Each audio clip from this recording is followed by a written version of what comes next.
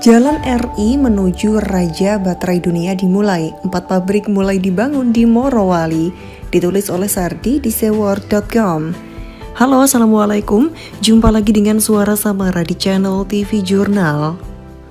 Mungkin kalau presidennya bukan Jokowi, nikel akan menjadi komoditas yang diekspor. Dulu nikel kurang begitu dilirik, tapi karena mobil listrik sedang tren dan akan menjadi masa depan yang sangat besar, maka baterai sebagai komponen utama akan menjadi primadona.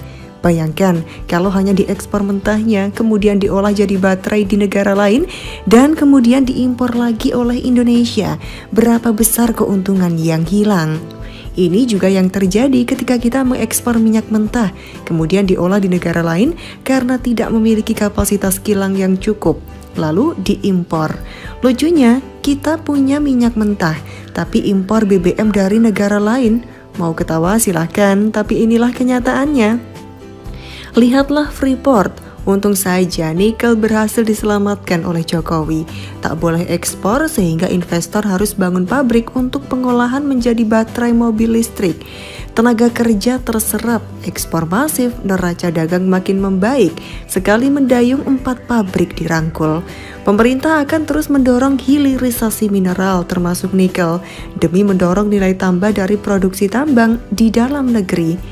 CEO PT Indonesia Morowali Industrial Park atau IMIP Alexander Barus mengatakan di Morowali sudah dilakukan groundbreaking 4 pabrik yang akan memproduksi katoda nikel cobalt dengan total kapasitas sebesar 240.000 ton nikel murni.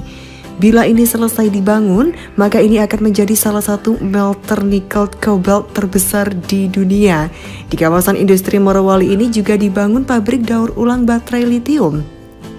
Jadi ada 4 pabrik yang akan kita bangun dengan kapasitas 240.000 ton nikel murni dan 1 recycling baterai bekas. Nah, total investasinya yang kita rencanakan adalah 3 miliar US dollar. Di luar dari investasi untuk power plant atau pembangkit listrik katanya. Untuk imbal hasil mulanya diharapkan dalam tempo 6-7 tahun sudah ada imbal hasil. Tetapi karena pandemi melanda, akhirnya membuat harus ada reevaluasi. Namun pihaknya optimis dengan permintaan yang tinggi pada mobil listrik, maka prospek dari komponen baterai ini masih sangat tinggi. Sebenarnya dengan nikel menjadi komoditas yang sangat dicari-cari saat ini, tentunya Indonesia akan menjadi pusat perhatian dunia.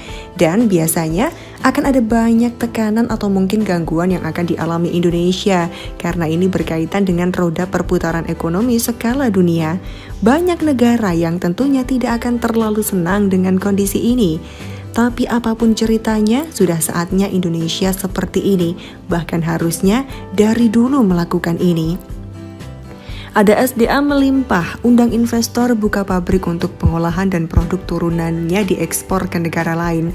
Kalau Indonesia ingin bersaing dengan negara tetangga, terutama Vietnam, mau tak mau Indonesia harus mengambil jalan industri manufaktur dan menjadi tempat pasokan supply chain skala global. Dengan pelimpahnya SDA di Indonesia, pemain besar mobil listrik dunia seperti Tesla pun berencana membangun pabrik baterai di Indonesia. Pabrik baterai tersebut direncanakan bakal dibangun di kawasan industri terpadu Batang, Jawa Tengah. Siapa sangka kabar rencana pembangunan pabrik oleh Tesla jadi perhatian produsen mobil dunia. Dengan pemberitaan mengenai Tesla membuat salah satu perusahaan otomotif global menjadi lebih agresif untuk mengembangkan mobil listrik di Indonesia. Hyundai asal Korea Selatan sudah membangun pabrik mobil listrik di Cikarang, Jawa Barat dan akan selesai tahun 2021 nanti. Jika Tesla ikut masuk, maka Indonesia akan menjadi salah satu pusat manufaktur mobil listrik besar berikut dengan baterai yang melimpah ruah untuk keperluan ekspor. Luar biasa bukan? Bayangkan berapa banyak tenaga kerja yang terserap. Kabarnya di Morowali saja ada sekitar 30.000 pekerja, hanya 10% TKA. Sisanya tenaga kerja lokal. Industri manufaktur skala besar dapat menyerap lapangan kerja yang besar. Ini yang diperlukan untuk menampung jumlah tenaga kerja Indonesia yang cukup banyak dari tahun ke tahun.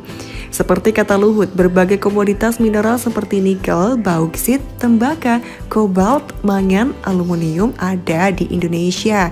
Tapi itu semua baru bisa bernilai bila dilakukan pengolahan dan pemurnian menjadi logam dan produk jadi sebelum dijual. Nah, ini komponen-komponen baterai hingga mobil listrik kita semua ada. Kita punya nikel ore, chopper, bauxite. Itu nanti jadi bagian industri electrical vehicle kita. Supply chain material logam dari hulu ke hilir inilah mimpi kita. Kita punya nilai tambah katanya. Bagaimana menurut Anda? Silahkan untuk tulis komentar di kolom komentar. Jangan lupa untuk like, subscribe, dan juga share. Jangan beranjak dari layar smartphone Anda, karena ada narasi keren setelah ini.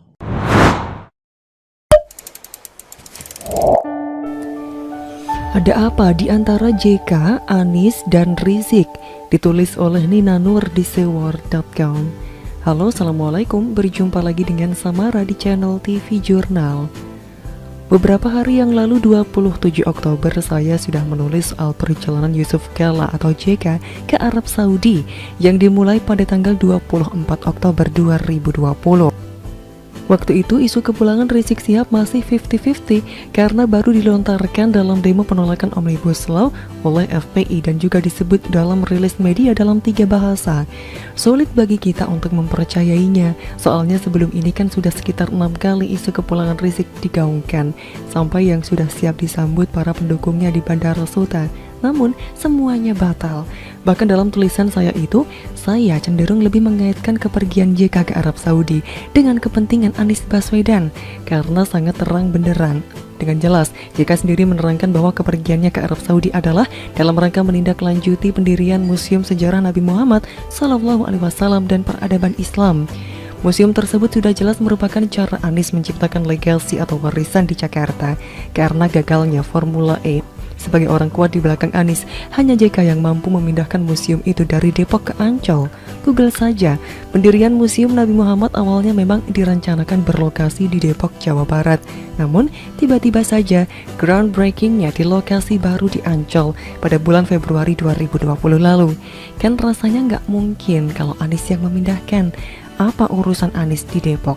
Lalu, soal JK ke Arab Saudi pun jelas-jelas aneh dilihat dari kacamata awam. Buat umroh, di masa Covid sedang merajalela, dengan usia JK yang termasuk rentan terhadap penularan Covid. JK bisa berkali-kali umroh tahun depan kan? Jadi wajar dong kalau kita pun menduga bahwa semua ini demi Anies saja, agar lancar urusan bikin legasi itu. Siapa lagi yang bisa menolong Anies se-TSM ini selain JK kan? Sampai di sini apa yang kemungkinan besar terjadi antara JK dan Anies ini bukan sesuatu yang sangat salah lah, malah terlihat wajar di dunia politik. Memang sejak lama semua juga paham bahwa Anies itu bagai anaknya JK, di berbagai media sudah banyak ceritanya. Namun ada hal lain yang tidak terjadi di Arab Saudi waktu itu yang menimbulkan kecurigaan lain. Ternyata di dalam penandatanganan perjanjian kerjasama pendirian dan pembangunan Museum Nabi Muhammad tersebut, JK bukanlah orang yang menandatanganinya. Yang tanda tangan adalah Komjen Pol Purnawirawan Haji Syafruddin selaku Ketua Yayasan Sejarah Nabi Muhammad SAW.